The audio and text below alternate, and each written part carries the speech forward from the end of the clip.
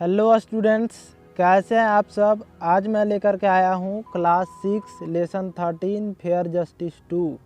और इसके पिछले लेसन में हम लोग फेयर जस्टिस 1 किए थे, जिसके राइटर थे मुंशी प्रेमचंद। और उस स्टोरी में दो मुख्य कैरेक्टर थे, जुम्मन और अलगू।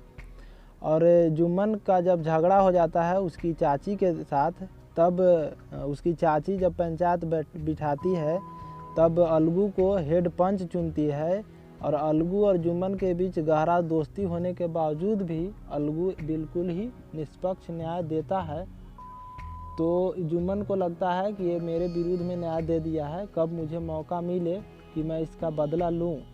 लेकिन वो तो बिल्कुल सही न्याय देता है। और इस स्टोरी में अब जुम्मन को मौका मिलता है, तो चलिए देखते हैं कि वो मौका मिलने के बाद वो क्या करता है। तो चलिए स्टार्ट करते हैं। मैनी डेज पास्ट, जब वो फैसला सुना देता है तब उसके कई दिनों बाद कई दिन चले बीत जाते हैं। नाउ अलगू आज इन ए डिफ़िकल्ट सिचुएशन, और अब अलगू जो है कठिन परिस्थिति में होता है। एज हिज बैड लक, जैसे उसका बुरा समय चल रहा हो, ख़राब समय चल रहा हो। His one bullock was died, और जो वो बैल पाले हुए था, 2 बैल पाले हुए था, तो एक बैल उसका मर जाता है। So he had to sold, sell का V2 है, सोल्ड। सोल्ड मतलब बेचना, तो उसे बेचना पड़ता था। His other he had to sold his other bullock to Samjhu Sahu, और जब एक बैल मर गया तो उसे बेचना पड़ा जो एक और बैल था समझू साहू से, हु आज the cart driver of the village. और जो समझू साहू हैं वो कार्ट ड्राइवर हैं, गाड़ी चलाते हैं, बैलगाड़ी गांव का, उनके यहाँ बैलगाड़ी है। Sahu had taken time of 1 month to pay the price of bullock, और जब समझू साहू बैल को ले लिए तो 1 महीने का समय लिए कि मैं इसका प्राइस जो है, कीमत है बैल का, चुका दूंगा 1 महीने के अंदर।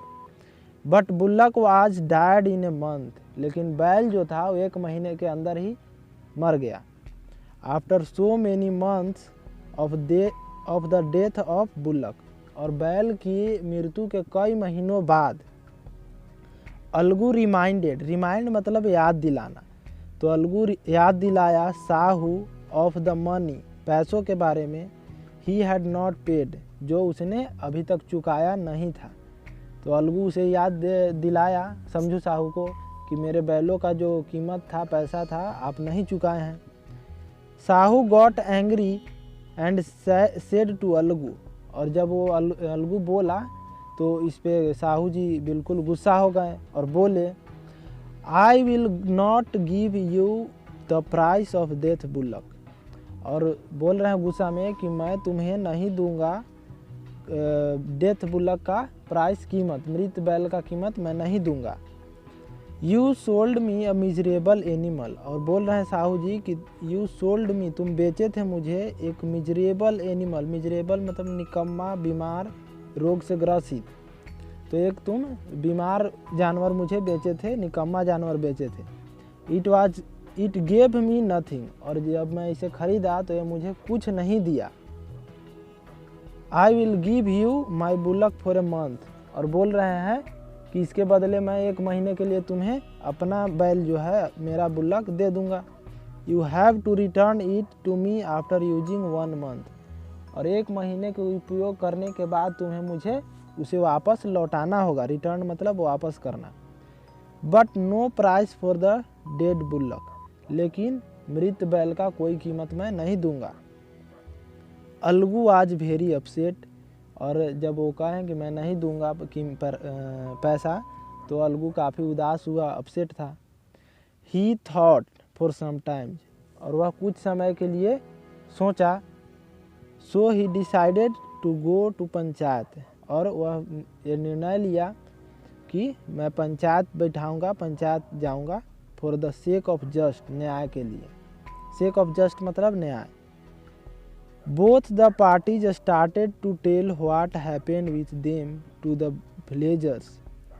बोथ मतलब दोनों, पार्टीज मतलब जो पार्टी हैं दोनों, एक समझू साहू और अलगू, स्टार्टेड शुरू कर दिए, टू टेल कहना व्हाट हैपेंड विथ देम, कि उनके साथ क्या हुआ है, टू द विलेजर्स, गांव वालों से वो दोनों कहना शुरू कर दिया कि मेरे साथ ये हुआ है, इस तरह की घटनाएं घटित हुई है। सीकिंग देयर सपोर्ट, सीक मतलब लेना किसी को पक्ष में, तो उनके सपोर्ट को अपने पक्ष में करने के लिए कि वो मेरे पक्ष में बोलेंगे, उनसे अपनी अपनी बात बोलने लगे गांव वालों से। Now the panchayat was held under the banyan tree, और जो फेयर जस्टिस 1 में जिस बनियान ट्री के नीचे पंचायत बैठी थी उसी बनियान ट्री, बनियान मतलब बरगद, तो वट वृक्ष के नीचे पंचायत आयोजित हुआ, हेल्ड मतलब आयोजित हुआ, बैठा। Alagu said the panch are like God for me, और जब पंच बैठे तो अलगू बोला कि जो पंच है वो लाइक गॉड, भगवान समान है, फॉर मी मेरे लिए। I will agree with them, और मैं उनसे सहमत रहूँगा, वो जो भी निर्णय देंगे मैं उससे सहमत होऊंगा। Sahu choose Jumman as the head panch, और जो समझू साहू थे, चूज मतलब चुनना, तो चुने जुम्मन को एज द हेड पंच, मुख्य पंच के रूप में जुम्मन को चुने। अल्दो हालांकि ही न्यू अबाउट देयर फ्रेंडशिप, हालांकि वे जानते थे उनके दोस्ती के बारे में। Which was broken for just, जो एक न्याय के लिए ही टूट चुका था पिछले पंचायत में। He wanted to take advantage, और जो जुम्मन जब हेड पंच बना तो वो चाहता था कि जो इस हेड पंच के पद का मैं फ़ायदा लूँ, लाभ उठाऊँ। एडवांटेज मतलब फ़ायदा लेना है, लाभ उठाना, और वो चाहता था कि मैं बदला, यही समय है बदला लेने का अलगू से। Being a head panch Jumman realised his responsibility and the dignity where he seated, और जब वह हेड पंच बना तो जुम्मन महसूस किया हिज रिस्पॉन्सिबिलिटीज मतलब जिम्मेदारियाँ, तो अपना जिम्मेदारियों को महसूस किया। एंड द डिग्निटी, और जो उस पद का ओहदा है, जो गरिमा है, प्रतिष्ठा है हेड पंच की, उसे वह महसूस किया, उसको समझ में आ गया कि इस पद पे मुझे जब मैं बैठा हूँ तो लोग क्या उम्मीद करते हैं और इस पद की क्या गरिमा है। वेयर ही सीटेड, जहाँ वो बैठा है। He thought so many times that he can take revenge from Algu, thought मतलब सोचा, मैनी टाइम मतलब बहुत समय, कई बार, that he can take revenge मतलब बदला लेना, फ्रॉम अलगू, और कई बार सोचा कि मैं अलगू से बदला ले सकता हूँ, यही समय है। But soon he realise that he must not do the same, लेकिन जल्द ही उसे महसूस हुआ कि उसे इस तरह का काम नहीं करना चाहिए, ये नहीं करना चाहिए। Now Algu told what had happened with him, और अब समझू साहू बोले और हेड पंचू ने, और अब अलगू बोलने लगा कि उसके साथ क्या हुआ है, क्या घटित हुआ है। We then Sahu told his views, और पहले अलगू अपना पक्ष रखा और साहू फिर अपना पक्ष रखे, दोनों अपनी अपनी बातों को वहाँ पंच के सामने बोले रखे। Both of them were cross examined by the panchayat, और जो पंचायत बैठी थी वो दोनों की बातों को गहन जांच पड़ताल की, उनसे पूछताछ की। जुम्मन गेव हिज डिसीजन, और जुम्मन अपना निर्णय जो था वो सुनाया दिया, और निर्णय वो था that Sahu must pay the price of bullock, कि साहू को बैलों की कीमत अवश्य चुकाना चाहिए। टू अलगू को because the time of buying bullock it was not suffering with any disease. जो निर्णय था जुम्मन का, और निर्णय ये था कि साहू जी को अवश्य ही अलगू को उसकी कीमत देना चाहिए बैलों का, क्योंकि जब खरीदते समय बैल को किसी भी तरह की बीमारी नहीं था।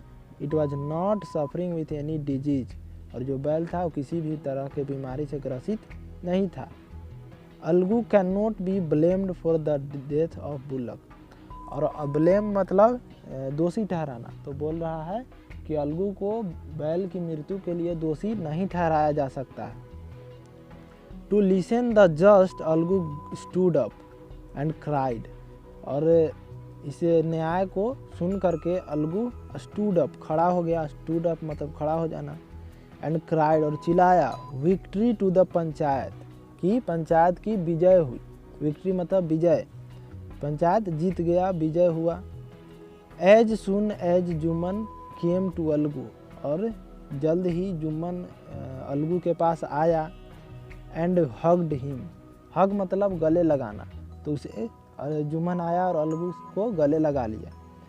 To embrace his friend Algu wept, और अलगू अपने दोस्त को गले लगा करके, इम्ब्रेस मतलब भी गला लगाना, तो गले लगा करके बिल्कुल रो पड़ा।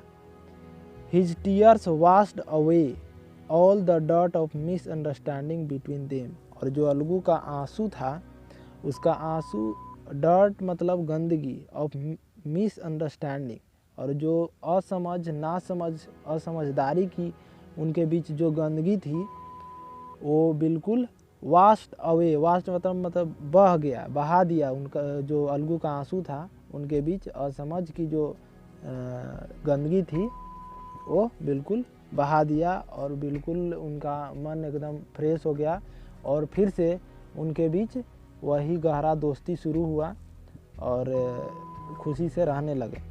तो हमें कमेंट बॉक्स में ज़रूर बताएं कि ये स्टोरी आप लोगों को कैसी लगी, और वीडियो के में किसी तरह का सुधार चाहते हैं तो वो भी सजेशन आप लोग कमेंट बॉक्स में दे सकते हैं।